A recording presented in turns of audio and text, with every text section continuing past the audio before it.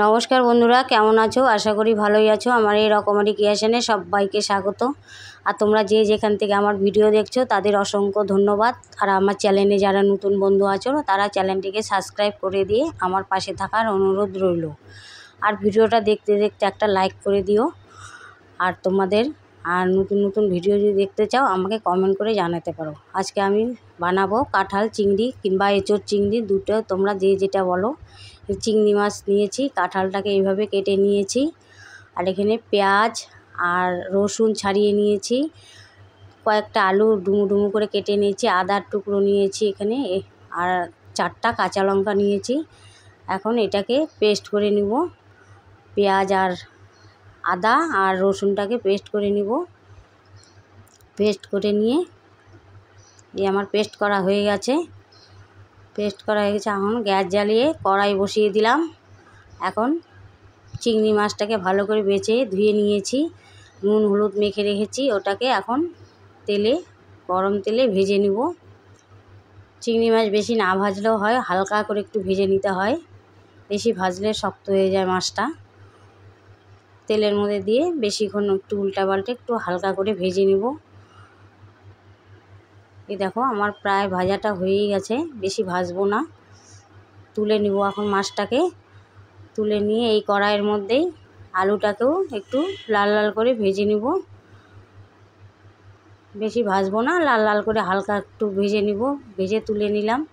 এখানে কড়াই বসিয়ে দিয়েছি, কড়াইয়ের মধ্যে তেল দিয়ে দিলাম আরও কিছুটা, আর 2টো তেজপাতা টুকরো করে দিয়েছি, আর অল্প জিরে, সাদা জিরে আর কি ফোড়নে দিয়েছি।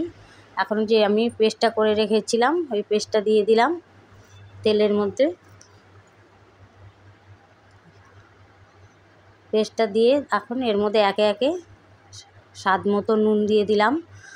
এখন জিরে গুঁড়ো দিয়ে দিব, এই জিরে গুঁড়ো দিয়ে দিলাম, তার মধ্যে ধনে গুঁড়োও দিয়ে দিব, সব মশলা আছে সব মশলা দিয়ে দিব। ধনে গুঁড়ো দিয়ে দিলাম, লঙ্কার গুঁড়োও দিয়ে দিলাম, সব 1 চামচ করে দিয়ে দিলাম। দিয়ে এখন মশলাটাকে একটু মিশিয়ে নিলাম এর সাথে। এখন এর মধ্যে হলুদ গুঁড়ো দিয়ে দিলাম। যে মশলার বাটিটা ছিল ওটা ধুয়ে একটু জলও দিয়ে দিলাম, যাতে মশলাটা নিচে লেগে না যায়, পুড়ে গেলে আবার টেস্টটা অন্যরকম লাগবে। এর মধ্যে একটা টমেটো কেটে দিয়ে দিলাম।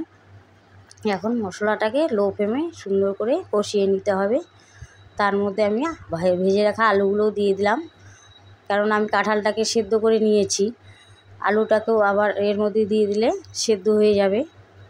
মশলাটাকে ভালো করে দেখো কষানো হয়ে গেছে আমার। এখন সেদ্ধ করা এঁচড়গুলো দিয়ে দিলাম এর মধ্যে, দিয়ে এখন সুন্দর করে নাড়িয়ে চাড়িয়ে মশলার সঙ্গে এঁচড়গুলোকে মিশিয়ে নিব।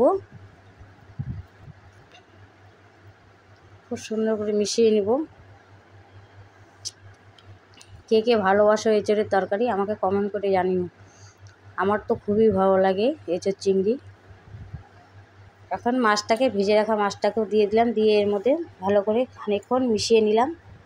মিশিয়ে নিয়ে নাড়িয়ে চেড়ে মশলাটাকে আরও ভালো করে একটু কষিয়ে নিলাম। দেখো সুন্দর করে আমার মশলাটা কিন্তু একদম কষানো হয়ে গেছে প্রায়। আমি এর মধ্যে চিড়ে রাখা কাঁচা লঙ্কাগুলোও দিয়ে দিলাম। মশলাটা কিন্তু আমার অনেকটা কষানো হয়ে গেছে। আর এর মধ্যে এখন অল্প করে জল দিয়ে দিব। একদম কষানোটাও ভালো লাগে না, একটু মাখা মাখা হবে, ওটাই খেতে টেস্ট লাগে বেশি। দেখো এর মধ্যে এখন গরম মশলা দিয়ে নামিয়ে নিলাম। এখন এটাকে দেখো কত সুন্দর হয়েছে। তোমরা কেমন লাগলো আমার ভিডিওটা অবশ্যই কমেন্ট করে জানিও। আর আমার পাশে থেকেও এভাবে আর ভিডিওটা দেখতে থাকো। আমি আজকে এখানে রাখছি, কাল আবার একটা নতুন ভিডিও নিয়ে আসবো। তোমরা আমার পাশে থেকো।